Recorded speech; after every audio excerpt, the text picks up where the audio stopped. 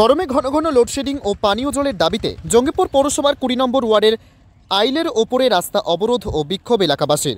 Chairman Mofizul ইসলামের বিরুদ্ধে ক্ষোভ প্রকাশ করে বলেন, ঘন ঘন লোডশেডিং ও পানীয় জল কষ্ট থাকলেও চেয়ারম্যান মফিজুল ইসলামের কোনো সদর্থক ভূমিকা লক্ষ্য করা যায়নি। এমনকি ৩ ঘন্টা ধরে রাস্তা অবরোধ ও বিক্ষোভ হলেও চেয়ারম্যান মফিজুল ইসলামের দেখা যায়নি বলেও তারা ক্ষোভ প্রকাশ করেছেন।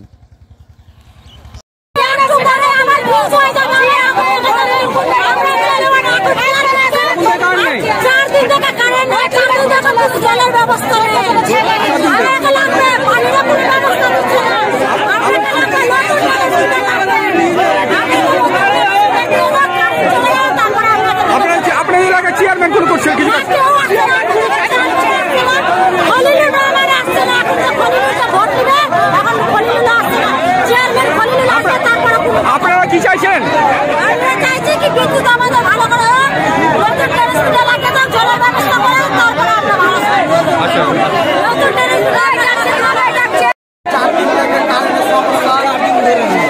বাচ্চা ছেলে পেলে পড়ালেখা, পানীয় জল, প্রবলেম।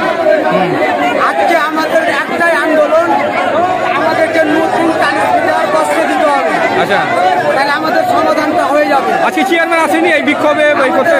আন্দোলন 11টা থেকে চলছে, কোনো এমপিও আসেনি, কোনো চেয়ারম্যান আসেনি। এলাকার চেয়ারম্যান থাকা সত্ত্বেও আসেনি।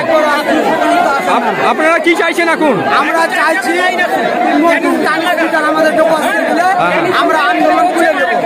আচ্ছা, ঘন ঘন লাইন থাকে না, লোডশেডিং? 10 মিনিট পর আবার কারেন্ট ঠিক করে দিয়ে চলে যাবে, আবার ফিউজ হয়ে যাবে। তো নতুন ট্রান্সপোর্টার চাই আমাদের, নতুন ট্রান্সমিটারের দরকার।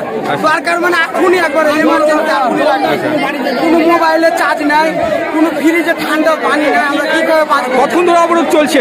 আমাদের 11টা থেকে 15 আচ্ছা, আপনার নাম? আমার নাম সানিম শেখ, এই এলাকার পাশে ২০ নম্বর ওয়ার্ডের বাসিন্দা। ধন্যবাদ।